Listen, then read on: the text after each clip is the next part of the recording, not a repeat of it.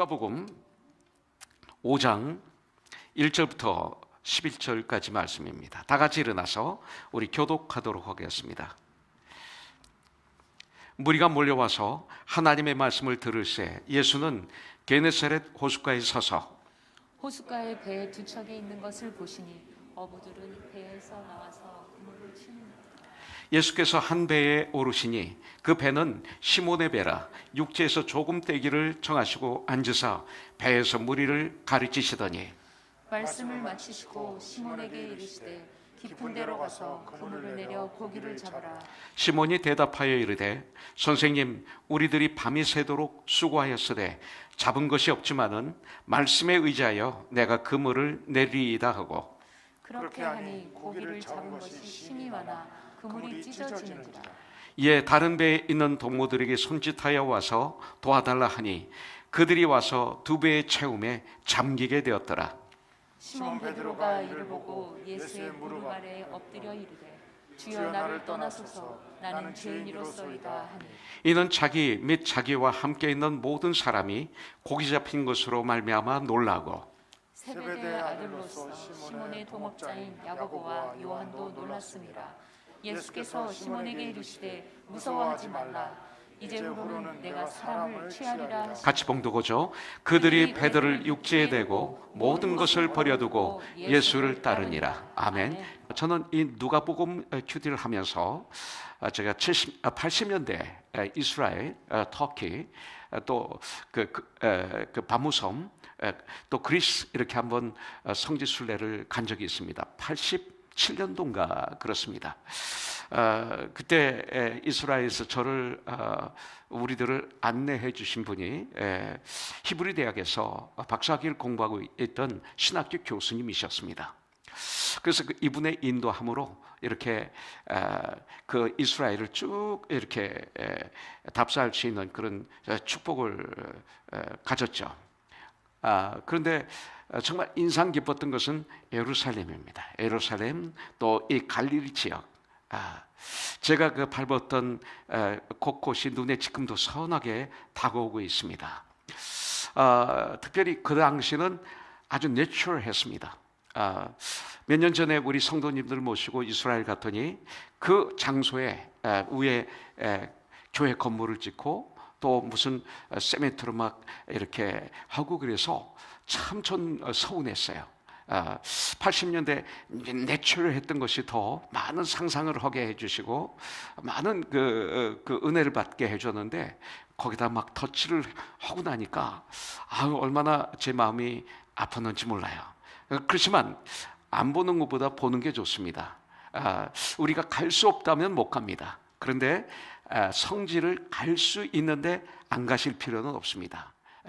가서 보시고 이 사복음서 사도행전을 서신서를 묵상하시면 요한계시록을 보시면 얼마나 더 뜨겁게 내 안에 드러놓은지 모릅니다. 그래서 저는 이 팬데믹이 끝나면 꼭 우리 성도님들을 모시고 이스라엘 갈 겁니다. 그리고 터키 소아시아 7개를 갈 것입니다. 바무섬도 볼 것입니다. 그리고 고린도도 데살로니가도 또 여러 곳을 갱그리아도 다 갈 겁니다. 가서 보면서 거기서 성경을 펴가지고 정말 하나님 말씀을 감동적으로 읽으면서 우리가 은혜를 받으며 여기 도는 시간을 전 가지려고 그럽니다. 특별히 저는 이 갈릴리 바다 참 너무나 은혜로웠습니다. 이 갈릴리는 특별히 갈릴리 지역은 영혼 깊은 감동이 있는 곳이 바로 갈릴리 지역입니다. 제가 그 갈릴리 바닷가를 걸었을 때 또 그리고 갈릴리 호수 게네사렛 호수에서 배를 타고 그 갈릴리 바다 한 가운데를 지날 때 꼭 우리 주님의 음성이 들리는 것 같았어요. 막 주님의 음성이 들리는 것 같았어요. 그 들판에 주님의 발자국들이 막 보이는 것 같았어요. 그런데 오늘 말씀이 바로 이 갈릴리 호수에서 일어난 아름다운 이야기입니다. 여기서 보면 이 갈릴리 호수에서 베드로가 예수님을 만납니다. 예수님을 만난 장소죠. 예수님을 만난 베드로를 오늘 말씀을 통해서 볼 수가 있습니다. 그 베드로는 예수님을 만남으로 말미암아 그 인생이 극적으로 변화되었습니다. 예수님을 만남으로 베드로는 그 순간 인생이 바뀌었습니다.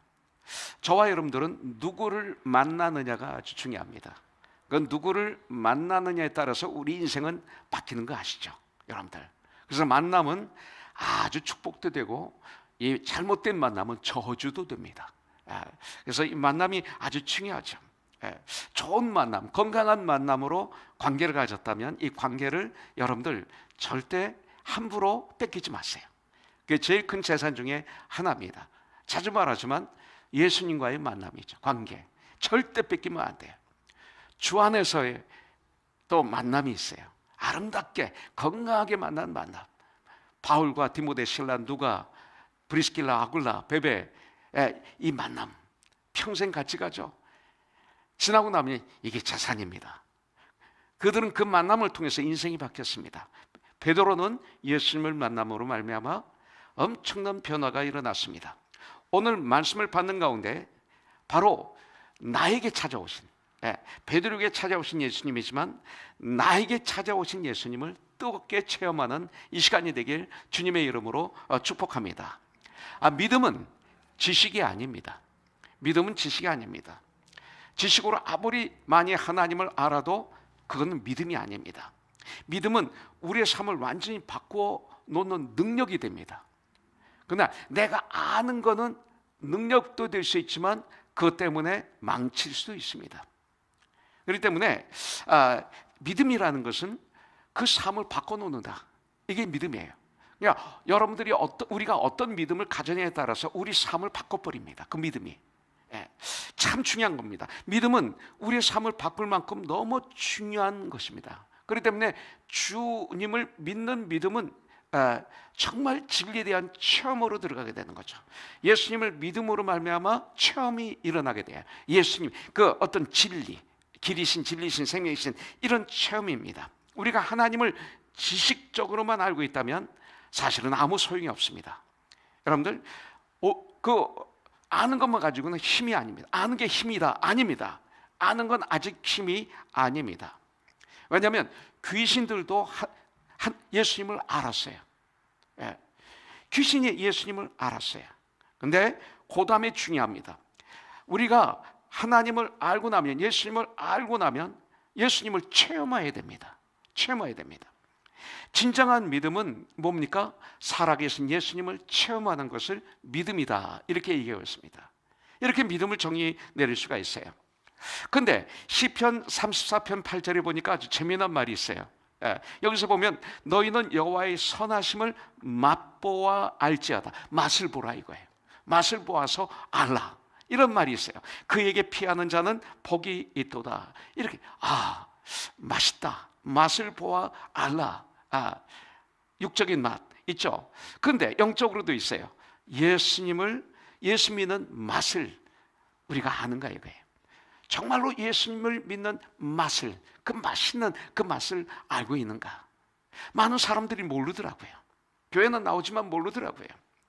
하나님의 능력의 말씀의 맛을 체험하셨는지. 너무 중요한 거예요, 이게. 여호와의 선하심을 맛봐야 돼요. 그냥 여호와의 선하심을 보는 것, 맛본 거 아니에요. 맛보는 건 내 입에 넣어야 돼요. 여호와의 선하심을 나의 삶에서 맛을 봐야 돼요. 그래서 와, 맛있다, 맛봐야 되는 거예요.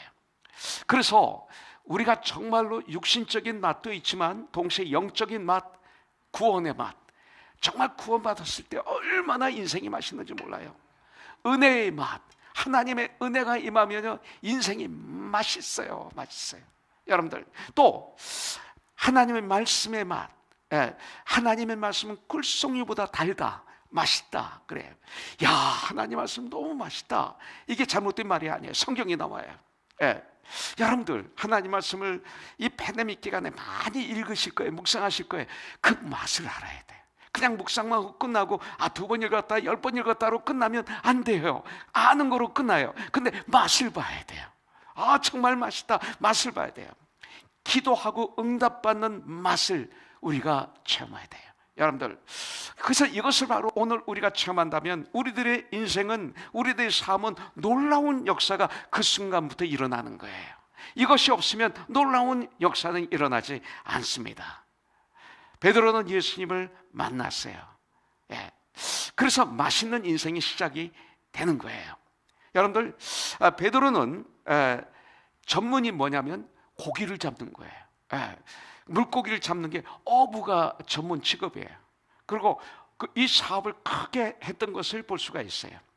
베드로는 고기 잡는 전문가입니다. 그런데 베드로는 그 전문인 고기 잡는데 실패한 사람이었어요.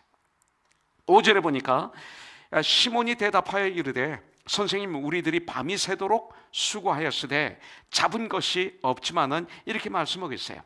베드로와 그의 친구들, 베드로와 베드로의 형제와 그 다음에 요한과 야고보, 이런 사람들이었겠죠. 이 친구들은 밤새도록 고기를 잡고 있었지만 한 마리도 잡지 못했다고 성경에 나와 있어요. 이분들이 누굽니까? 어려서부터 갈릴리 바닷가에서 자란 사람들입니다. 어려서부터 고기 잡기 위한 기술들을 자연스럽게 익혀온 사람들입니다. 고기 잡는 일에는 어떤 사람들보다도 전문가들이었습니다. 그럼에도 불구하고 그들은 아무것도 얻지를 못했습니다. 때로는 우리가 인생을 살아가는데 최선을 다해서 일을 합니다. 사업도 하고 직장 생활도 하고 교회 생활도 하고 자녀도 양육하고 하여튼 최선을 다해서 하지만 나중에 보면 아무것도 얻지 못할 때가 있습니다. 마치 밤새도록 그물을 던졌지만 한 마리도 잡지 못했던 것처럼 우리가 더 나은 생활을 위해서 최선을 다해 노력하지만 오히려 더욱 어려워지는 수가 있습니다. 더 어려워집니다. 때로는 삶이 너무나 힘들고 어렵기 때문에 나의 인생을 포기하고 싶은 그런 마음까지 생길 때가 있습니다. 아유, 죽고 싶어 그래. 근데 죽는 건 아니죠. 그만큼 힘들다는 거죠. 여러분들 이런 단어 썼잖아요. 너무 죽고 싶어. 미국에서 그 말씀 큰일 나죠. 그러면 잡혀가요. 잘못하면. 자녀들 뺏기고 그러고 어려움이 생기죠. 근데 우리 동양에서는 그게 뭐예요? 한국은 이렇게 힘들어, 이 소리죠. 내가 이만큼 힘들어. 이럴 때가 있습니다. 남보다 더 열심히 노력했는데 수고의 대가를 얻지 못했을 때 시리에 빠진 사람들도 이 세상에 너무나 많이 있는 것을 우리는 볼 수가 있습니다. 그게 우리 인생입니다. 고기를 밤새도록 잡았는데 하나도 잡지 못했다. 바로 그것이 우리 인생은 아닙니까? 지금까지 우리는 엄청나게 노력하고 엄청나게 투자하고 시간을, 정성을, 물질을, 삶을 투자했는데 아무것도 잡지 못한 상태는 혹시 아닙니까? 여러분들, 바로 그때입니다. 이제 고기 잡는 데 실패한 베드로에게 예수님은 찾아오셨습니다. 그것이 바로 우리 주님입니다. 이 세상은 어떻습니까? 실패자를 외면합니다. 가까이 했던 사람들도 권력에서 이렇게 물러나면 슬슬 사람들이 떨어져 나가기 시작합니다. 외면하기 시작합니다. 그렇게 인기가 하늘 높은 줄 모르고 인기 있을 때는 주위에 사람들로 인산인해였는데 인기가 떨어지니까 한 명, 두 명 사라지면서 나중에 보니까 혼자 서 있는 걸 보게 됩니다. 그것이 인생입니다.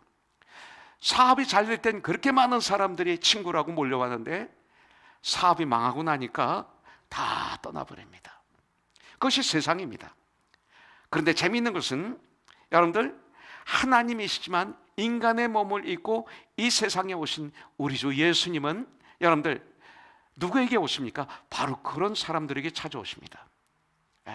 주님 말씀하셨죠? 내가 의인을 부르러 온 것이 아니라 죄인을 부르러 왔는다. 건강한 사람에게는 의사가 필요 없지만 병든 자에게는 의사가 필요하다. 여러분들, 레위의 초청으로 집에 들어가서 그 세리들과 식사를 할 때 바리새인들이, 서기관들이, 대제사장들이 예수님을 공격합니다. 내 선생은 죄인들과 같이 밥을 먹는다 할 때 주님이 하신 말씀입니다. 주님 바로 이런 사람들이 오십니다. 마태복음 5장에 보니까 마음이 가난한 자는 복이, 심령이 가난한 자는 복이 나니 천국이 너희 것이야. 심령이 가난한 자에게 주님은 찾아오십니다. 여러분들, 내가 주님을 찾아간 것 같은데 주님이 찾아오셔서 내가 문을 여는 것뿐이죠. 볼자단 내가 문 밖에서 내가 내 문은 두드린다. 누구든지 내 음성을 듣고 네가 문을 열면 내가 너희에게로 들어가 너와 더불어 먹고 너와 더불어 마시리라. 내가 문을 연 것뿐이죠. 주님이 오셔서 내 안에 들어오신 거예요. 질병에 걸렸을 때 주님이 찾아오십니다. 그때 주님은 오십니다. 꼭 오십니다. 그래서 이 질병이, 암이라는 것이 어떤 때는 어떤 아주 그 중한 이 중병이 어떤 사람에겐 저주지만 어떤 사람에겐 축복입니다. 그때 주님이 찾아오십니다. 어려웠을 때, 소외당했을 때, 얼마나 외로워요. 소외당했을 때, 그때 나 혼자다, 이 세상에 오직 나 혼자야 할 때 주님이 찾아오십니다. 성경이 그렇게 써 있어요.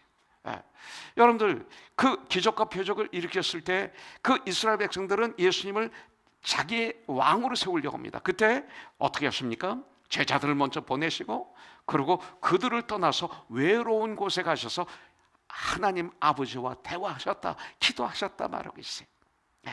오히려 외로운 곳으로 주님은 가십니다. 그리고 기도하십니다. 아버지와 대화하시는 거예요. 이게 우리 주님입니다. 소외당했을 때, 혼자라고 생각할 때 여러분들 진정한 큰 축복이 임할 수 있는 기회인 걸 우리는 알아야 됩니다. 상처받은 사람들, 바로 그때가 축복의 기회입니다. 상처받으면 어떤 사람은 그거에 근거해서 완전히 깨트려 버립니다. 모든 인생을, 모든 관계를 다 깨트리죠. 아니에요. 그때 주님은 찾아오십니다. 실패했을 때 주님이 찾아오십니다. 바로 죄인에게 주님은 찾아오시는 거예요. 죄인들을 위하여 이 땅에 오신 예수님, 그래서 우리에게 오시는 거예요. 그래서 오늘 1절부터 3절에 보니까 무리가 몰려와서 하나님의 말씀을 들을새 예수는 게네사렛 호숫가에 서서, 게네사렛이나 갈릴리 호수나 다 똑같은 얘기입니다. 호숫가에 서서 호숫가에 배 두 척이 있는 것을 보시니 어부들은 배에서 나와서 그물을 쉬는지라. 지금 밤새도록 고기를 잡았는데 한 마리도 못 잡았어요. 그래서 그 그물을 찢어야 돼요. 그걸 다시 정리를 해야 돼요. 그물을 쉬는지라. 예수께서 한 배에 오르시니 그 배는 시몬의 배라. 육지에서 조금 떼기를 정하시고 앉으사 배에서 무리를 가르치시더니 그랬습니다. 자, 여기 보면 지금 배에서 밤새도록 헛수고했던 그 빈 그물을 그 베드로는, 그 어부들은 씻고 있습니다.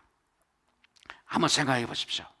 밤새도록 고기를 하나도 잡지 못한 이 그물, 그 바닷가에 제가 가끔 그 다큐멘터리 같은 걸 보면 어부들이 고기를 많이 잡고 들어올 때 막 노래 부르면서 힘차게 들어옵니다. 그리고 그 그물을 닦을 때 막 노래 부르면서 그 그물을 닦습니다. 그런데 하나도 못 잡고 들어왔어요. 그러나 이미 그물은 다 흩어져 있기 때문에 이걸 다시 닦아서 원위치 시켜야 되는데 그때 그분들의 어깨를 보면 축 처져 있습니다. 그 축 처진 어깨가 생각납니다.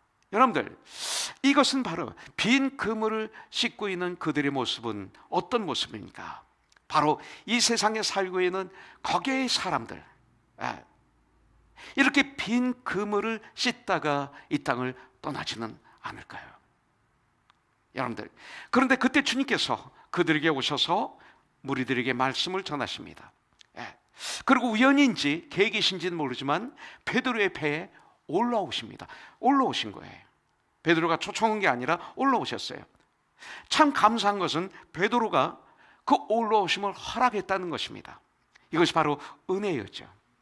아마 분명히 그 당시는 베드로는 내가 예수님을 도와줬다라고 생각할 것입니다. 예수님에게 내가 예수님을 도와준 줄 알았을 것입니다. 주님은 배에서 많은 무리들에게 말씀을 가르칩니다. 그러면 베드로가 뭐로 했을 거예요? 그 배의 주인이기 때문에 말씀을 전하는 그 주님을 도와줬을 것입니다. 옆에서 배를 붙잡아 주든 뭐라 하든 바로 가장 옆에 있었던, 가까이 있던 사람이 베드로였을 거예요. 그래서 어느 누구보다도 그 가르치는 말씀을 잘 듣는 축복을 받았던 거죠, 베드로가요. 자, 베드로는 바로 옆에서 주님의 말씀을 잘 듣는 축복을 받았습니다. 그런데 베드로는 아직까지 여전히 빈 그물입니다. 문제는 빈 그물입니다. 하나님 말씀이 선포돼도 여전히 빈 그물입니다. 그런데 여기서 우리는 베드로의 고백을 잘 들어야 됩니다. 5절에 보니까 뭐라고 그랬어요? 우리들이 밤이 새도록 수고하였으되 잡은 것이 없지만은 이렇게 말하고 있어요. 아침에 일찍 일어나서 열심히 일하고 밤늦게 누우면서 수고의 떡을 먹는데도 여전히 나의 인생은 빈 그물입니다. 여러분들은 어떻습니까? 오히려 불만이 점점 쌓여지고 인생의 피곤함만이 점점 쌓여가고 있는 분은 없습니까? 사람들은 자기가 하고 있는 그 일에 의미를 찾지 못할 때, 내가 지금 이 땅을 살아가는데 참 목적을 모를 때, 내가 왜 살아가야 되는지 그 인생의 참 목적을 찾지 못했을 때 오는 현상은 뭐예요? 끝없는 불안입니다. 그리고 불만입니다. 모든 게 불만스러워요. 모든 일이 피곤해. 그래서 피곤하다 입에 붙으신 분들은 크리스찬으로서 조심해야 돼요. 이 말은 크리스찬들이 가끔 쓸 수 있어요. 그런데 습관이 되면 이분에게는 문제가 있어요. 피곤하다는 말. 이 피곤함 속에 그분들은 빠진 거예요. 그 피곤함이라는 늪에 빠져버린 것이죠. 이분들은 내 인생은 헛살았구나, 지금까지 내 인생이 빈 그물이었구나 후회하는 삶이죠. 여러분들, 다시 돌아갈 수도 없는 시간은 다시 지난 시간이 돌아오지도 않아요. 내가 그 시간으로 다시 돌아갈 수도 없어요. 그래서 시간은 아주 우리에게는 귀한 자산이에요. 그래서 에베소서 5장 16절에서는 시간을 아끼라, 때가 악하니라 이렇게 말씀하고 있는 거예요. 그러니까 어떤 분들은 교회에 나오지만 빈 그물이에요. 왜냐하면 예수님을 제대로 모르기 때문에. 빈 그물이에요. 그렇게 열심히 교회에 나와서 봉사하고 직분도 갖고 했는데도 빈 그물이에요. 허전해요. 열심히 사업을 합니다. 왜? 행복을 찾기 위해서 하는 거 아니에요? 열심히 공부합니다. 왜? 출세하기 위해서. 왜 출세해요? 행복하기 위해서. 열심히 자선합니다. 하나님이 없는 자선. 자기 이름을 내고 내가 좀 기쁨을 누리기 위해서. 근데 아무리 자선을 해봐도 주 안에서가 아닌 인간적인 이 자선에서 뭐가 와요? 허전함이 오죠. 이것저것 다 해봅니다. 예수님 없는 이 세상 사람들 그 행복을 찾기 위해서 이것저것 다 해보지만 역시 빈 그물입니다. 오히려 예수님이 없는 이 세상의 모든 일은 가지면 가질수록 더 목마릅니다. 이것은 진리입니다. 혹시 우리들의 인생은, 나의 삶은 이 빈 그물이 아닌가요? 우리가 아무리 의미 있고 좋은 일을 했다 하더라도 우리 주님과 예수님과 올바른 관계가 없다면 그 모든 일은 성경에서 말합니다. 그리고 우리는 압니다. 바로 빈 그물일 뿐입니다. 이것이 진리입니다. 자, 이렇게 된다면 마지막 심판대에 우리가 섰을 때 어떻게 될까요? 분명히 심판은 있습니다. 그 마지막 심판대 성경은 말하고 있습니다. 알곡은 곳간에 저장하고 쭉정이는 불에 태워버린다고 그랬어요. 양은 오른쪽에, 염소는 왼쪽이라고 우리에게 비유를 통해서 알려주고 있어요. 마지막 심판은 꼭 있습니다. 심판대 앞에 쓴 무리들이 있습니다. 마지막 심판대 앞에서 주님 앞에 많은 사람들이 나와서 이렇게 말하고 있어요. 마태복음 7장 22절에 보니까 그날에 많은 사람이 나더러 이르되 주여 주여 우리가 주의 이름으로 선지자 노릇하며, 일 많이 했네요. 주의 이름으로 귀신을 쫓아내며, 귀신을 쫓아냈어요. 주의 이름으로 많은 권능을 행하지 아니하였나이까 이렇게 말합니다. 23절에 보니까 그때 내가 그들에게 밝히 말하되, 우리 예수님께서, 하나님께서 내가 너희를 도무지 알지 못하니 불법을 행하는 자들아 내게서 떠나가라 하리라. 이렇게 말씀하고 있습니다. 여러분들, 내가 하나님을 아는가? 이거보다 더 중요한 것이 있습니다. 내가 하나님을 아는가라는 질문보다 훨씬 중요한 아주 심각한 질문이 뭡니까? 하나님께서 정말 나를 아시는가? 이게 중요합니다. 하나님께서 나를 자녀로 삼으셨는가? 이거에 대한 확실한 믿음이 있어야 됩니다. 그런데 주님이 말씀하십니다. 7장 21절에 보니까 나더러 주여 주여 하는 자마다 다 천국에 들어갈 것이 아니요 다만 하늘에 계신 내 아버지의 뜻대로 행하는 자라야 들어가리라 그랬습니다. 오늘 큐티 말씀대로 이렇게 말씀하고 있습니다. 24절에 그러므로 누구든지 나의 이 말을 듣고 행하는 자는 그 집을 반석 위에 지은 지혜로운 사람 같으니, 오늘 큐티 말씀이죠. 마태복음 7장 24절에서 같은 말씀이 나오는 거예요. 이렇게 말씀하고 있습니다. 자, 예수님은 베드로의 배에 오르셨습니다. 주님이 오셔서 그 배에 오르시고 타시고 그러고 난 다음에 베드로에게 말씀하십니다. 여기서 놀라운 역사가 일어납니다. 베드로가 예수님을 자기 배에 타라고 청한 것이 아닙니다. 예수님이 베드로에게 오신 것입니다. 예수님이 일방적으로 베드로의 배에 오르신 것입니다. 문제는 오르실 때 거절하느냐 모셔드리냐만 우리가 하는 거예요. 마치 요한계시록 3장 20절 말씀대로 볼자다 내가 문 밖에 서서 문을 두드린다. 누구든지 내 음성을 듣고 네가 문을 열면 내가 너에게로 들어가 너와 더불어 먹고 너는 나와 더불어 먹으리라. 내가 해야 될 일은 문을 여는 것뿐이에요. 베드로가 한 일은 그 배에 모셔드린 것뿐입니다. 예수님을 모셔드린 거예요. 이렇게 모셔드리는 거예요. 이것만이 내가 해야 되는 거예요. 예수님이 베드로의 배에 오르신 것입니다. 이 배는 어떤 영적으로 보면 내 인생입니다. 내 배에서 생수가 강같이 흘러 넘치리라. 성령 충만함이 임하면, 내 안에 성령 충만함이 임하면, 내 안에 주인이 예수님이 주인이시고 왕자 앉아 계시고 내가 그 밑에 무릎을 꿇고 주님을 바라보는 이 삶을 산다면, 정말 예수님이 너희 주인으로 모셔드린다면, 너에게 오신 예수님을 주인으로 모셔드린다면 이것이죠. 바로 이것이 예수님이 베드로의 배에 오르신 것이 바로 복음입니다. 이것이 복음입니다. 복음은 예수님의 일방적인 은혜입니다. 언제나 하나님의 사랑은 이렇게 시작이 됩니다. 부모님이 자녀를 먼저 사랑하지 자녀가 부모님을 먼저 사랑합니까? 아니잖아요.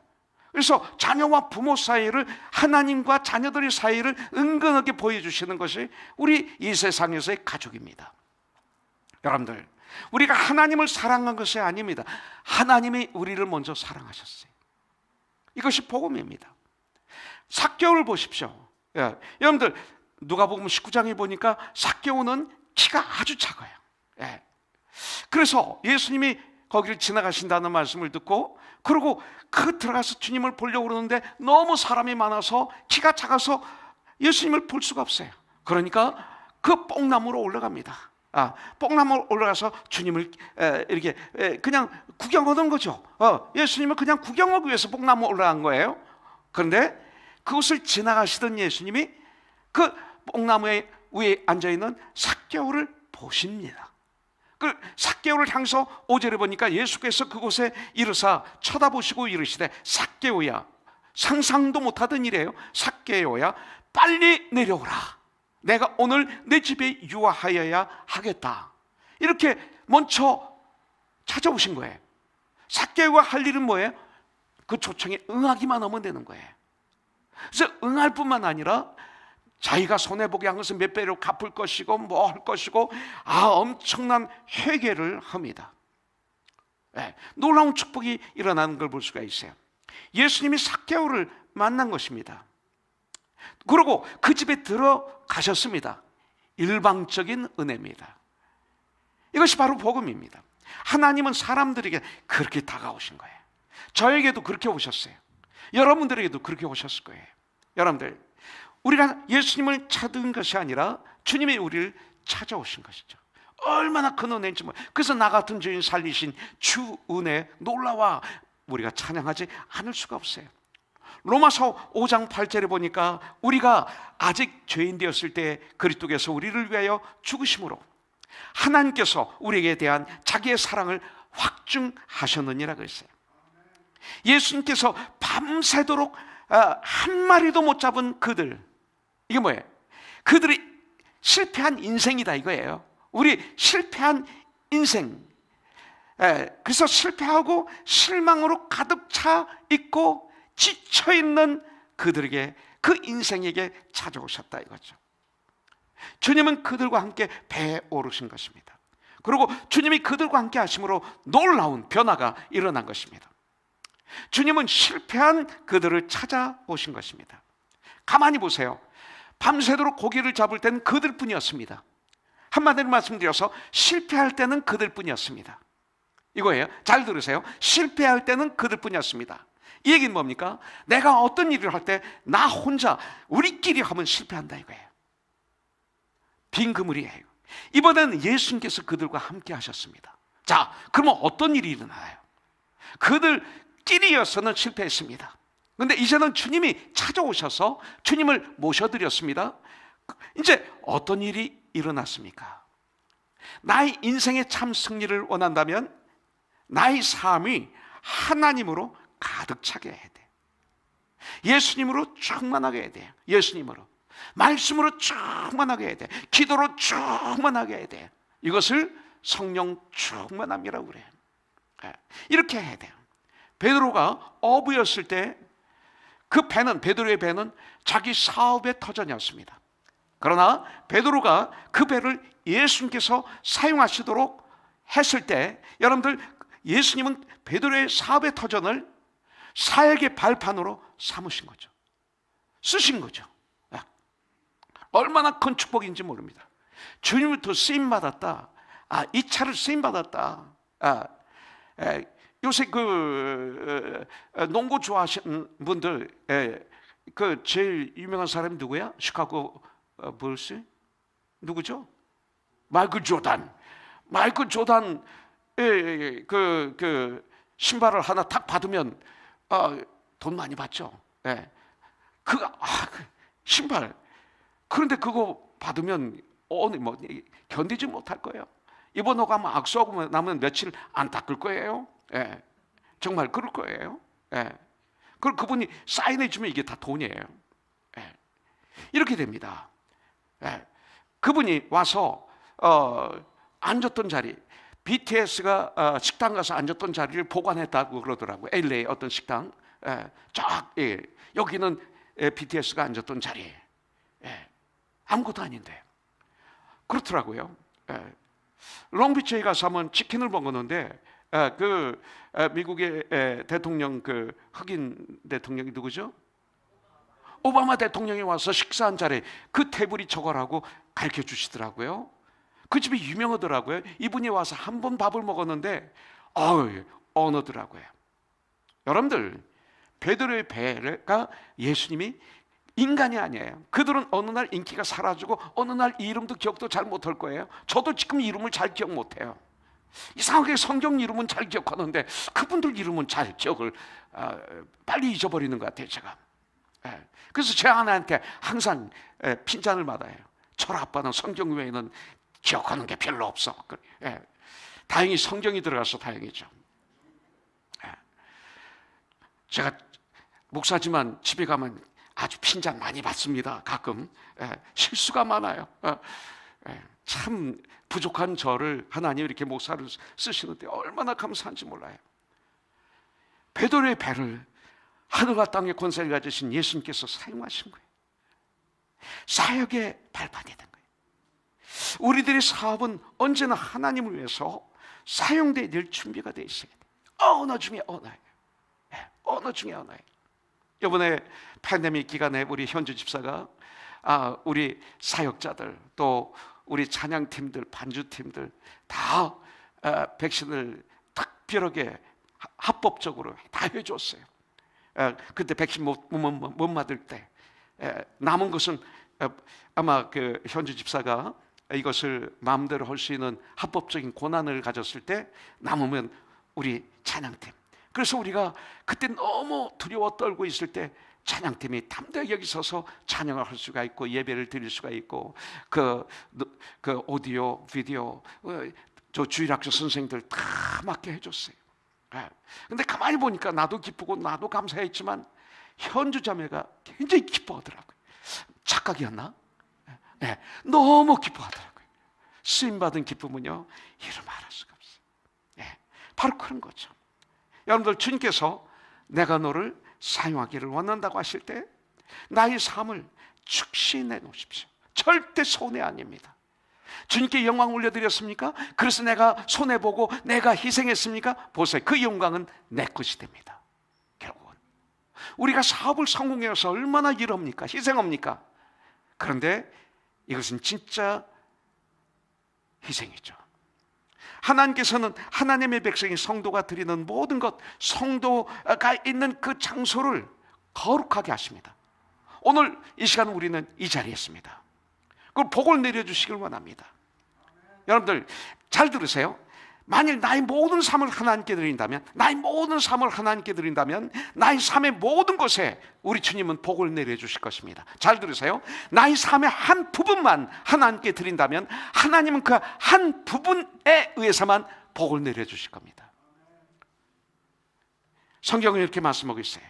주님께서는 베드로의 배를 주님의 목적대로 사용하신 후, 잘 들으세요, 그 다음에 베드로의 필요를 채워주셨습니다.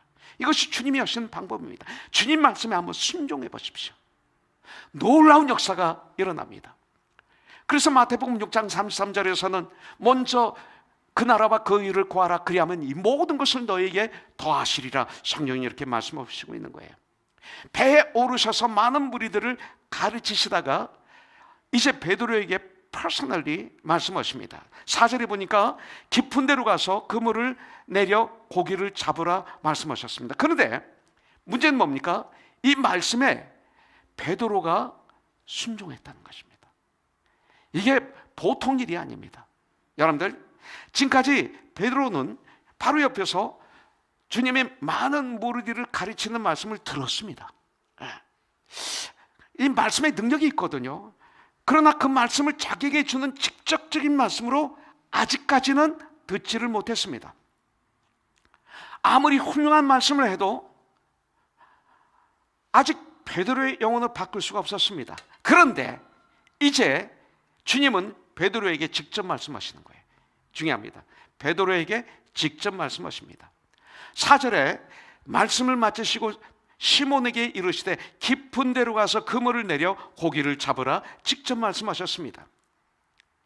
여러분들, 어떤 분은 하나님의 말씀을 지식적으로만 듣는 분이 계십니다.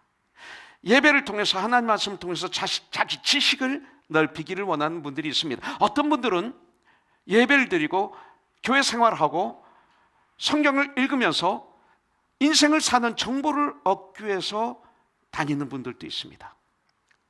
또 어떤 분은 아직 예수님을 믿지는 않는데 나의 인격을 좀 다듬기 위해서 그 도덕적으로 좋은 말로 교회 와서 듣는 분들도 있습니다. 또 어떤 분은 설교를 들으면서 평가하면서 듣는 분도 있습니다. 그런데 중요한 것이 뭡니까? 하나님의 말씀이 지금 나에게 직접적으로 들려지지 않는다면 아무 소용이 없어요. 베드로에게 말씀하시되 이것이 저와 여러분들에게 필요한 거예요. 우리가 예배에는 참여할 수 있습니다. 참석할 수 있습니다. 그러나 오늘 직접 들려지는 하나님의 말씀을 우리가 체험하지 못한다면 우리들은 여전히 빈 그물일 뿐입니다. 여러분들, 직접 들려지는 하나님의 말씀을 성경에서는 레마라고 합니다. 레마. 말씀이 나에게 직접 임하면 이때부터 나는 하나님과 관계를 맺기 시작하는 것입니다. 아직까지 베드로와 예수님과 베드로는 이런 관계를 맺지 않았죠. 올라오셨어요. 말씀을 가르쳤어요. 그런데 아직까지 이런 관계가 없었습니다. 그렇게 주님의 말씀을 체험하는 것이 아주 중요합니다. 오늘 이 시간도 주님은 우리들에게 직접 말씀 오고 계십니다. 4절 말씀대로 말씀을 마치시고 시몬에게 이르시되, 이것이 저와 여러분들에게 필요합니다. 시몬에게 이르시되 깊은 데로 가서 그물을 내려 고기를 잡으라. 이 순간 베드로와 예수님과 베드로는 관계가 맺어지는 것입니다. 예. 이렇게 이것이 있어야 돼요. 자, 베드로는 주님의 명령의 말씀을 듣고 이제 이렇게 대답하죠. 5절에 보니까 시몬이 대답하여 이르되, 선생님, 우리들이 밤에 새도록 수고하였으되 잡은 것이 없지만은 말씀에 의지하여. 이것이 중요합니다. 말씀에 의지하여. 어부의 전문가, 고기 잡는 전문가, 얼마나 지식적으로 많을까요? 아니, 목수의 아들이에요. 어부는 몰라요, 예수님은. 그런데 자기는 전문가예요. 일부 예비 때 김문찬 집사님이 오셨었어요. 부산 대학교에서 이 배에서 이 엔진 파트 프로펠러 이 분야의 세계적인 석학입니다. 이분이 대단한 분입니다. 근데 내가 이분에게 그거 뭐 내가 이렇게 가서 가르치면 이건 문제가 있지 않을까요? 난 이거에 대해서 잘 몰라요. 그런데 가서 교수님, 이건 그렇게 가르치면 안 되고 이렇게 하십시오. 이렇게 하면 어떻습니까? 가 아니라 이렇게 하십시오. 그러면 내가 미친 사람이 되는 거죠. 지금 그런 상황입니다. 그런데 여기서 말하기는 뭐라고 말씀하고 있어요? 말씀에 의지하여 내가 그물을 내리겠나이다. 바로 이것입니다. 말씀에 의지하여. 여러분들, 이 말이 참 중요합니다. 이 고백이 바로 베드로의 인생을 바꿔놓은 고백이 되고 말았습니다. 우리들도 오늘 그렇게 할 수가 있습니다. 말씀에 의지하여. 다른 건 안 됩니다. 내 경험에 의지하여, 내 지식에 의지하여, 내 방법에 의지하여, 내 감정에 의지하여. 아니죠. 이것 때문에 우리는 실패하는 것입니다. 내 감정, 내 지식, 내 경험, 그것이 좋았나요? 아니었잖아요. 실패투성이었잖아요. 이것은 진리가 아니었잖아요.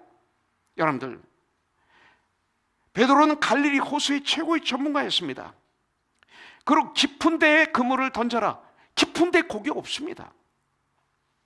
그러나 베드로의 반응은 너무나 아름답습니다.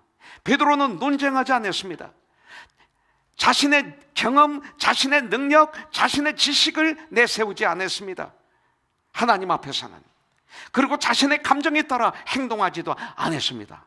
오직 말씀에 의지하여. 이겁니다. 여러분들, 우리들이 실패는 뭡니까? 그렇게 예수를 믿는다고 하고 그렇게 성경을 읽지만 항상 우리들의 지식, 우리들의 경험, 우리들의 능력이 여기에서 살아가진 않습니까? 결정하지 않습니까? 바로 이런 것들이 우리 앞길을 막고 있다는 것이죠. 여러분들, 하나님께서 우리의 삶 속에서 일하실 때에는 언제나 모험이 따라요. 주님의 이런 모험이 있어야 돼요. 전 가만히 저를 생각해 봐도, 야, 어떻게 내가 33살 때 그 샌안토니 텍사스에 있는 그 조그만 신학교, 한국 사람들 하나도 없는 그 신학교에 내가 갈 생각을 하고 내가 거기 가서 공부를 했을까? 아니, 그 좋은 것들을 다 놔두고, 그때가 내가 최고의 골든 타임이었는데 어떻게 그걸 다 놔두고 내가 거기 갈 수 있었을까? 내가 어떻게 마치 태풍에 날려서 간 것처럼 모험이 있다는 거죠. 제가 딱 한 번 가봤어요. 신학교를 한 번 가서 I-24 폼을 1년 전에 받아온 것 하나밖에 없어요. 그 학교가 뭐 36년 된 학교다. 그리고 학생은 한 360명 있다. 거긴 다 백인이다. 한국 사람 하나도 없다. 요 정도만 알았어요. 그리고 아주 뜨거운 학교다. 예배를 드리는데 2시간, 3시간 어떤 데는 드린다. 이렇게만 알았어요. 그리고 한번 예배 참여했는데 그날 정말 2시간을 드리는데 얼마나 뜨거운지 몰라요. 그래서 제가 여기를 택했지만 지금도 신비해요. 어떻게 이렇게 올 수 있었는지. 모험이 필요한 거죠. 주님의 일은 모험이 필요합니다. 하나님께서 이렇게 하시는 것은 우리가 믿음으로 살기를 원하시기 때문에, 이 믿음이에요. 이런 게. 그래서 에레미야서 29장 11절에 보니까 여호와의 말씀이니라 너희를 향한 나의 생각을 내가 아나니 뭐예요? 너희를 향한 나의 생각은 평안이다. 그리고 재앙이 아니다. 너에게 미래와 희망을 소망을 주는 그것이 나의 생각이다. 주님이 이렇게 말씀하고 있습니다. 베드로는 주님의 말씀에 아무런 조건 없이 순종했습니다. 말씀에는 아무런 조건 없이 순종해야 되는 거예요. 여기서 기적이 일어나는 거예요. 그러나 그 순종 안에는 베드로의 믿음의 기대감이 들어 있었습니다. 그것이 뭐예요?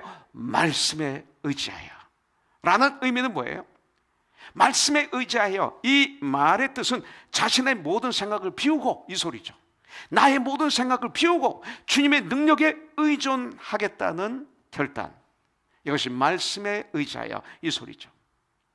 여러분들 민수기 6장 22절부터 27절에 보면 성구 영신 예배 때도 이 말씀을 여러분들에게 드렸습니다.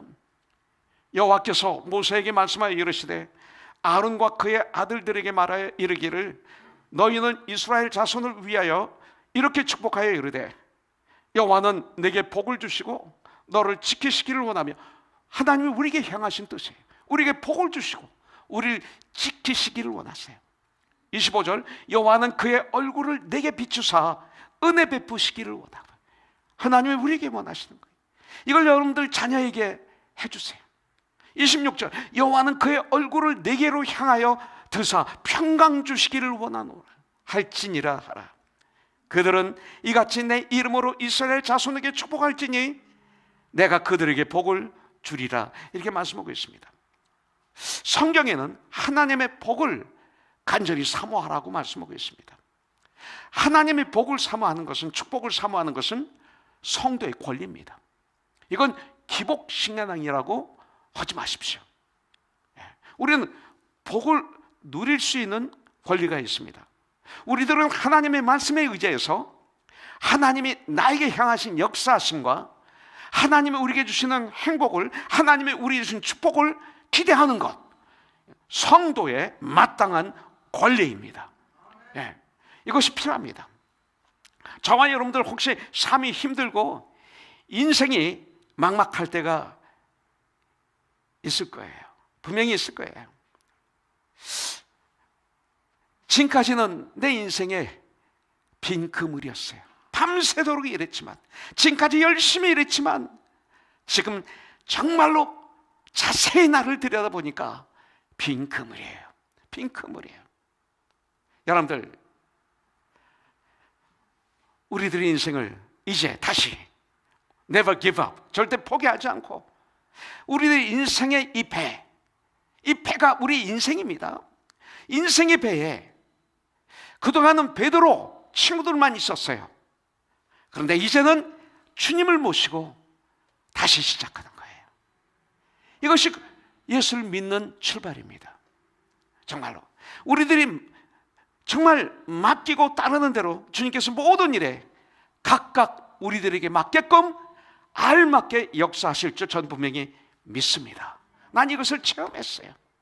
여러분들, 우리들이 생각하는 것이나 행하는 모든 일에 우리 주 예수 그리스도 안에서 하나님의 복으로 가득하시기를, 2022년 이런 충만하시기를 주님의 이름으로 축원합니다. 하나님의 말씀에 의지해서 6절을 보니까 그렇게 하니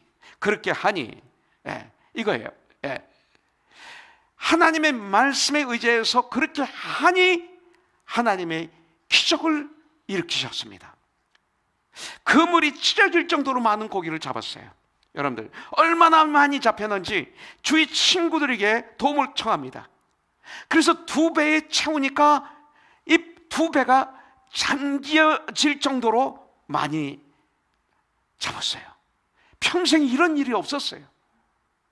주님과 함께하고 주님의 말씀에 의지하여 순종했더니 이런 놀라운 역사가 일어나는 거예요. 이것이 크리스천의 삶입니다.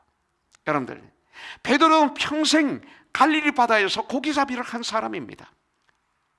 그는 드디어 주님의 말씀에 의지하고 말씀대로 하다가 어마어마한 기적을 체험한 것입니다.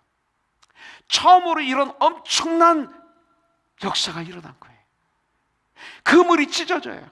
2배의 고기를 잡았는데 2배가 잠기려고 그래요. 얼마나 많이 잡았는데, 얼마나 풍성한지. 내 배에 생수가 강같이 흘러 넘치리라. 이거예요. 말씀의 능력을 체험한 것입니다. 이 한 번의 체험이 베드로의 인생을 바꾸어 놓았습니다. 여러분들, 하나님 말씀의 능력을 체험하는 것 아주 중요합니다. 오늘 교회에 오실 때 혹시 빈 그물이었습니까? 교회에 오시기가 힘들었어요? 발을 떼어서 교회로 오는데 발이 무거웠습니까? 여러분들, 하나님의 말씀을 듣고 받아서 말씀의 역사에서 오늘 이 시간 예배를 주님 앞에 올려드리는 가운데 고기가 가득 찬 그물을, 내 마음의 그물을, 내 인생의 그물을 오늘 이 시간 체험하기를 주님의 이름으로 축원합니다. 이런 체험을 하고 난 다음에 베드로의 인생은 바뀌었습니다. 베드로가 이 땅을 살아가는 목적이 바뀌었습니다.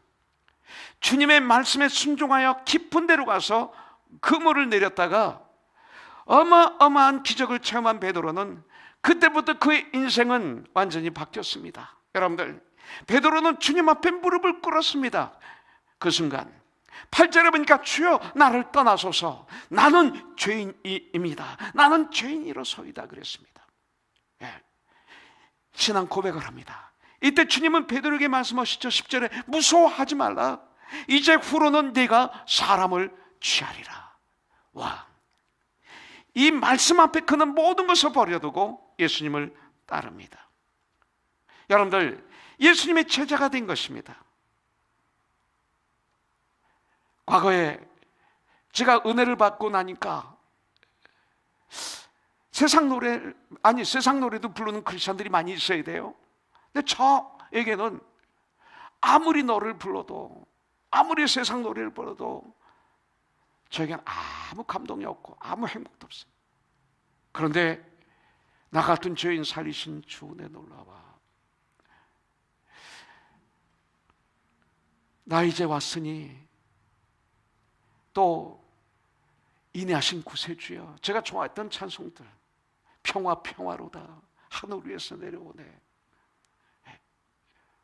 이 몸의 소망 보행가 오직 주 예수뿐이었어. 찬양만 부르면 막 내 마음이 막 뭉클뭉클하고 눈에서 눈물이 나고, 이상하게 눈에서 눈물이 나고 마음이 뭉클뭉클한데 너무 행복하고 견딜 수가 없었어요. 체질이 바뀌어버렸어요. 여러분들, 하나님의 말씀의 능력의 체험이 필요해요.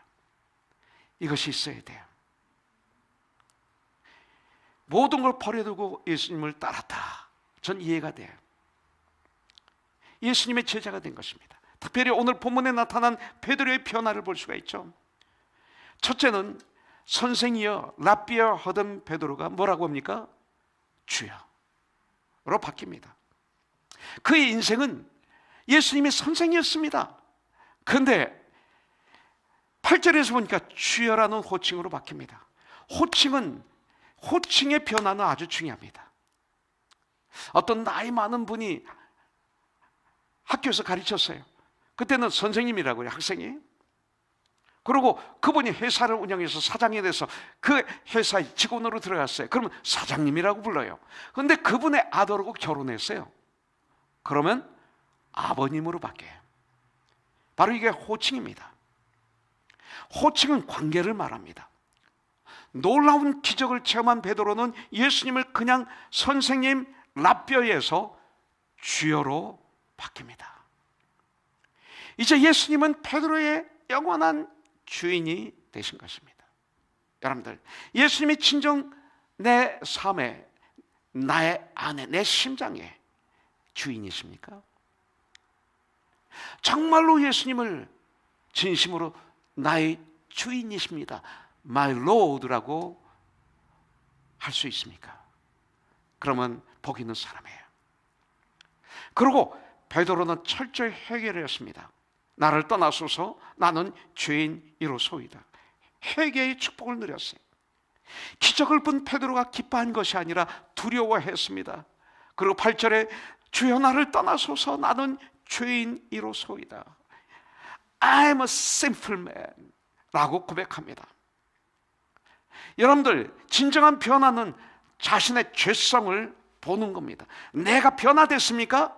춤추고 좋아하는 것만이 아니라 내가 얼마나 죄인이라는 걸 보는 순간 나는 변화되는 것입니다. 이거 없이 그냥 변화됐어요? No! 정말로 변화는 먼저 내가 얼마나 더러운 죄인인가를 알게 됩니다. 그래서 회개하고 죄 용서함을 받고 예수의 이름으로 침례를 받으면 성령이 나에게 임하신다, 이렇게 말하고 있는 거예요. 나름대로 한 분야에서 성공을 했다고 할 수 있는 베드로였습니다. 그러나 주님을 만나고 나자 베드로는 자신의 죄성을 보게 된 것입니다. 나를 떠나소서. 죄성을 본 것입니다. 난 더럽습니다. 안 됩니다, 주님. 전 너무 더러워요. 난 죄인이에요. 이 고백, 누가 은혜 받은 사람입니까? 그냥 기뻐 즐겁고 뛰어, 이거 해야죠. 그러나 제일 먼저 은혜 받은 증거는 뭡니까? 그 은혜 받은 기준이 뭡니까? 바로 회개입니다. 나는 죄인입니다. 나를 떠나소서. 이겁니다. 주님은 그에게 이제 후로는 내가 사람을 취하리라, 사람을 낚는 어부가 되어야 하리라 했어요. 이제 베드로는 모든 것을 버려두고 예수님을 따릅니다. 베드로는 순종하여 그물을 버리고 그것을 떠나 즉시 예수님을 따릅니다. 11절에 보니까 그들이 베드로를 육지에 대고 모든 것을 버려두고 예수를 따르니라 그랬어요. 베드로의 그 운명을 받고 새로운 역사를 시작하는 위대한 출발이 여기서 되는 거예요. 여기서 이루어지는 거예요. 이제 그는 항상 주님과 함께하는 삶이 시작됐습니다. 잠깐 가야바 법정에서 조금 떨어져 있었던 것 외에는 평생 주님과 함께하는 삶을 살았는데 그 출발이 바로 여기에요. 여러분들, 주님이 계신 장소에 베드로가 있었어요. 오늘 여러분들은 이 자리에 있어요. 내 몸만 이 자리에 있는 것이 아니라 바로 이 자리가 주님이 계신 장소가 되길 주님의 이름으로 축복합니다. 어느 곳에 있든지 주님과 함께하는 삶, 베드로가 모든 것을 버려두고 예수님을 따랐다는 말씀은 더 이상 배와 그물이 더 이상 소용 없어져 버렸다는 뜻이 아닙니다. 잘 들으세요. 보다 더 가치 있고 그리고 더 의미가 있고 더 보람된 일을 우선순위에 두게 되었다, 바로 이 소리죠. 먼저 그 나라와 그 의를 구하라, 이거죠. 한마디로 말씀드려서 베드로는 인생의 목적이 바뀌었습니다. 이제 오늘 그는 인생의 목적이 바뀐 것입니다. 이제 무엇을 위해 살 것인가, 이겁니다. 이제 나는 무엇을 위해서 살아야 할 것인가? 나는 무엇에 나의 삶을 헌신할 것인가? 여러분들, 이 얼마나 중요한 일인지 모릅니다. 이제 베드로는 이것이 시작이 된 것입니다. 우리가 열심히 돈을 벌어야 됩니다. 그런데 돈을 버는 목적 없이 돈을 번다면 허무합니다. 여전히 내 이름만 드러내는 삶을 살고 있다면, 그렇다면 그분은 변화된 삶이 아닙니다. 혹시 음식의 맛을 잃어가지는 않습니까? 음식의 맛을 잃어간다는 것은 병에 걸렸다는 신호입니다. 육신의 질병을. 그렇다면 영적으로 하나님의 말씀의 맛을 잃어간다면 여러분들, 지금 우리의 삶은 영적으로 병들어 가고 있다는 것입니다. 이게 질병입니다. 암 걸린 내가 질병이라기보다 그것이 더 큰 질병입니다. 여러분들, 베드로처럼 빈 그물을 씻고 있는 중일 것입니다. 교회 그렇게 오래 다녔지만, 직분을 가지고 있지만 아직도 빈 그물을 씻고 있는 중일 것입니다. 오늘 우리들은 말씀에 의지하여서 내가 그물을 내리겠습니다, 이런 삶을 살기로 결단하는 시간이 된다면 이 말씀이 바로 나의 말씀이 되고 여러분들의 말씀이 되는 줄 믿습니다. 그러면 주님은 말씀하실 거예요. 이제 후로는 네가 사람을 취하리라. 이제 후로는 1124-0511. 그래서 올해 우리 교회 팀이 바로 뭐예요? 착한 사람, 성경에서 말하는 착한 사람, 곧 그분은 성령과 믿음이 충만한 사람. 그분의 열매는 어떻게 됩니까? 내 편이 아닙니다. 많은 사람들을 징계에 더하는 삶. 바로 이 일을 위해서 사도행전 11장 25절, 다소에 있는 사울을 바나바가 다소에 있는 사울을 찾으러 가서 명령해서 오라고 하는 게 아니라, 오면 내가 도와줄게 하는 게 아니라, 시간을 들이고 정성을 들이고 물질을 들여서 그 위험한 환경에도 불구하고 찾아가는, 이것이 올해 우리에게 필요하죠. 만남에 안디옥에 데리고 옵니다. 그리고 큰 무리를 섬깁니다. 함께. 독불장군, 나 혼자 하는 게 아니라 함께 섬기는 거죠. 그로 말미암아 1년 후에 안디옥에서 비로소, 바로 우리 고노선 교회 주위에서 비로소 저 고노선 교회는, 저 교회는 진정 크리스찬이다 라는 말을 듣는 것이 올해 우리 교회 주제입니다. 여러분들 마태복음 4장 19절에서 4.19 혁명 기억하세요? 4.19 마태복음 4장 19절에서 주님은 말씀하십니다. Come follow me, Jesus said, and I will make you fishers of men. 여러분들, 나를 따라오라, 내가 너희를 사람을 낚는 어부가 되게 하리라. 그래서 한 가족이 한 명을 1년 동안 주님에게 인도해 오는 거예요. 이게 출발이죠. 주님은 이 일을 위해서 이 땅에 오신 거예요. 내 경험, 내 지식, 내 상식에 어긋나도 말씀의 의지에 순종하면 저와 여러분들의 인생에 가득 찬 그 고기를 잡아서 가득 찬 그물이 될 것입니다. 빈 그물이 아닌. 할렐루야.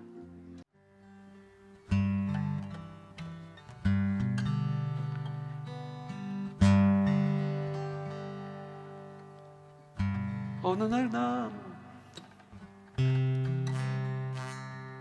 낙엽지는 소리에 갑자기 텅 빈 내 마음을 보았죠. 그냥 덧없이 살아버린 그런 세월을 느낀 거죠. 저 떨어지는 낙엽처럼 그렇게 살아버린 내 인생을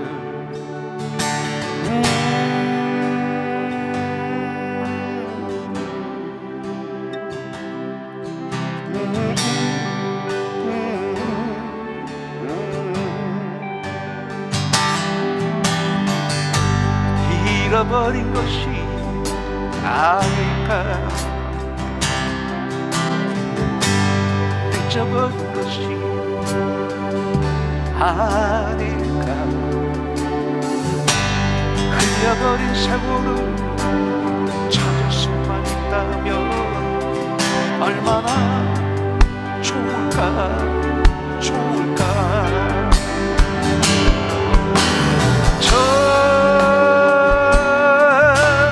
떨어지는 낙엽처럼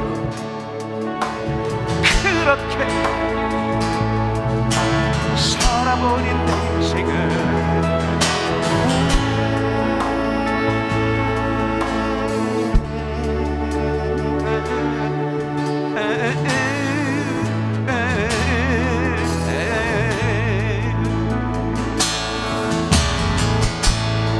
잃어버린 것이 아닐까, 늦어버린 것이 아닐까, 흘려버린 세월을 찾을 수만 있다면 얼마나 좋을까, 좋을까. 난 참 바보처럼 살았군요. 난 참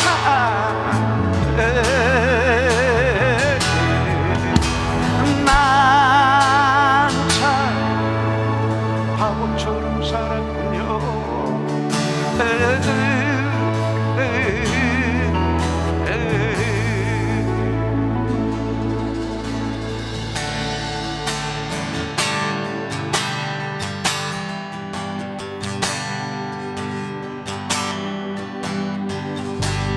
이 몸의 소망 무행가 우리 주 예수뿐일세.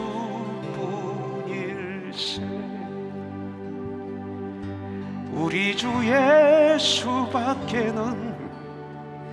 믿으리야 주 없도다. 굳건한 반석이시니 그 위에 내가 서리라. 그 위에 내가 서리라. 무섭게 바람 부는 밤 물결이 높이 설렐 때 우리 주의 크신 은혜에 소망의 탓을 주리라. 굳건한 반석이시니 그 위에 내가 서리라. 그 위에 내가 서리라. 세상에 있던 모든 것 끊어질 그날 되어도 구주의 언약 미사와 내 소망 더욱 그리라. 같이 할까요? 굳건한 반석이시니 그 위에 내가 서리라. 그 위에 내가 서리라. 하나는 천국 올라가 하나님 전에 배울 때 구주의 의를 힘입어 어여시 앞에 서리라. 굳건한 반석이시니 그 위에 내가 서리라. 그 위에 내가 굳건한 반석 굳건한 반석이시니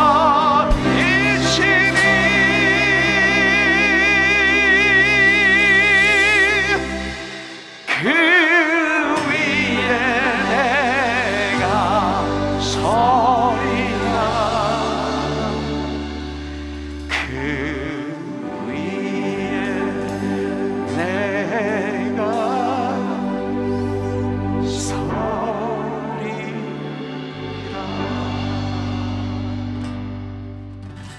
이제는 우리 주 예수 그리스도의 무한하신 은혜와 하나님 아버지의 극진하신 사랑과 성령님의 감동, 감화, 역사하심이 주님의 핏값을 주고 사신 우리 코너스톤 하나님 귀한 자녀들, 이제 신령과 진정으로 예배를 드리고 세상의 빛과 소금의 직분을 감당하기 위해서, 주님의 일을 하기 위해서 저희들 나갑니다. 하나님의 귀한 자녀들을 마음껏 축복하여 주시고 상용하여 주시고 영광받아 주시옵소서. 오미크론에서도 지켜 주시옵소서. 예수님의 이름으로 축복하며 기도합니다. 아멘. 살아계신 주, 나의 참된 소망, 걱정 끝이 전혀 없네. 오 나의 주님, 날 용서하사 영원한 생명으로 인도하셨네.